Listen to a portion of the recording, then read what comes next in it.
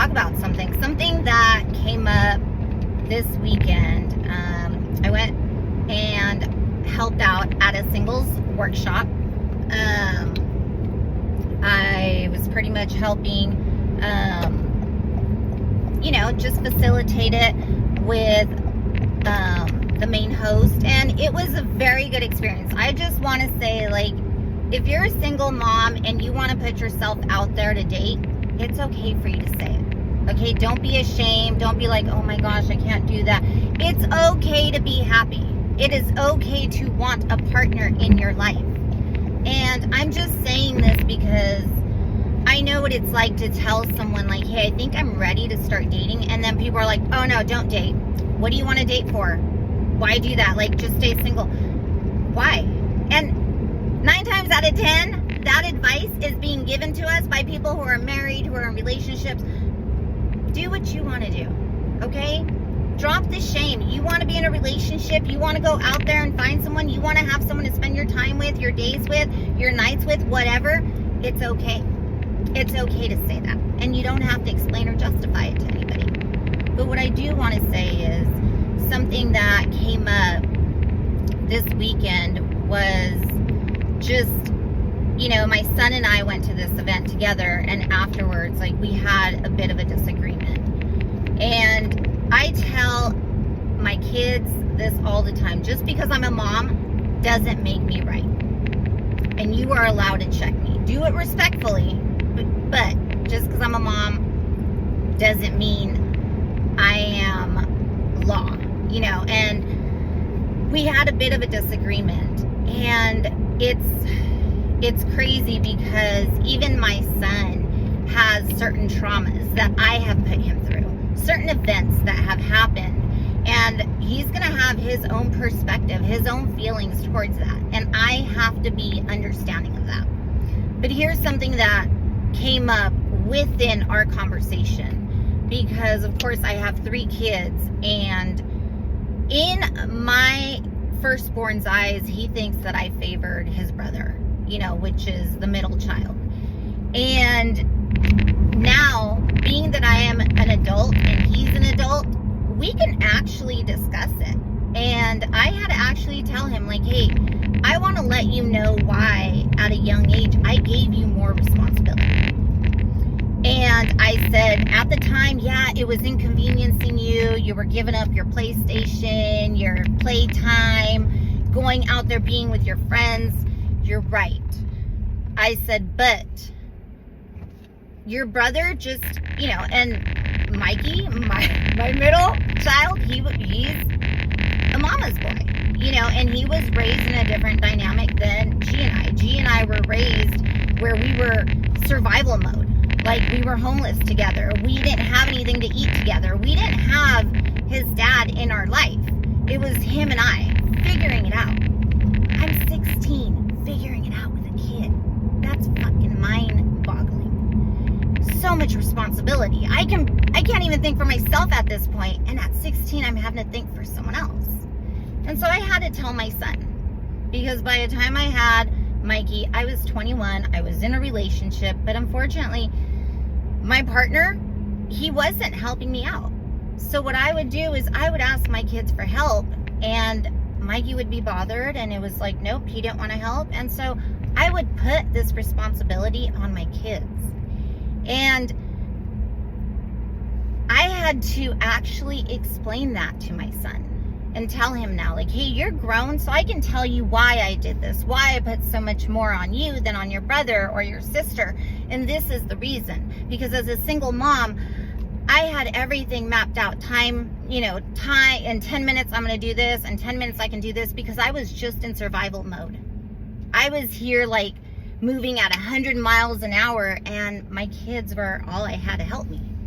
And because I didn't have a reliable partner, I put that responsibility on my son. And I had to explain that to him.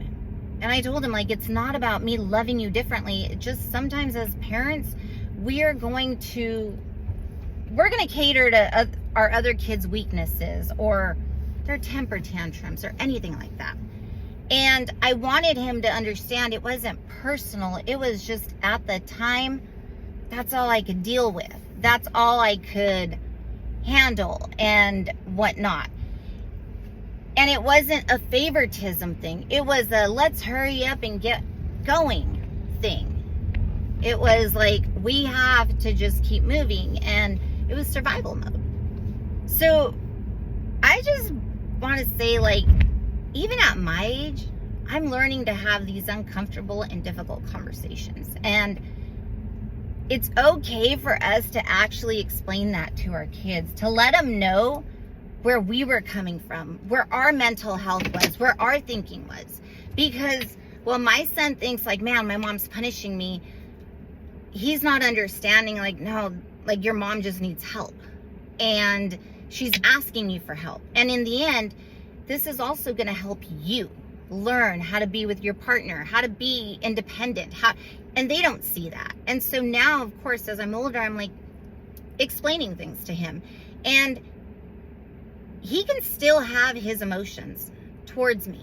But I want him to understand that I did something which then created that emotion. And if he wants to keep feeling that type of way towards me after I explained it, then that's fine. I don't need to keep justifying. I don't need to keep explaining. But I want him to understand this is why I did it. I wasn't perfect. I made the best decision I could given the period I was in. And I feel like sometimes people don't understand that. We are figuring it out as we go. It doesn't matter how many books you read on parenting. There's genetics, there's DNA, there's so much. And it's about taking the time to actually talk about everything. And I come from a family where we hide everything. We hide the troubles from our kids. We hide the arguing from our kids. Everything's perfectly fine. We love each other. No. You know what we're teaching them? We're teaching them to lie. We're teaching them not to be themselves. I taught that. I hid the abuse. I hid the unhappiness. I hid the sacrifices. And now I'm like, I don't want to hide that. I want to explain it because I want you guys to want more. Because if you saw just how unhappy I was, or these bad decisions I could have been making back then, it's because I was unhappy and I don't want you to be there.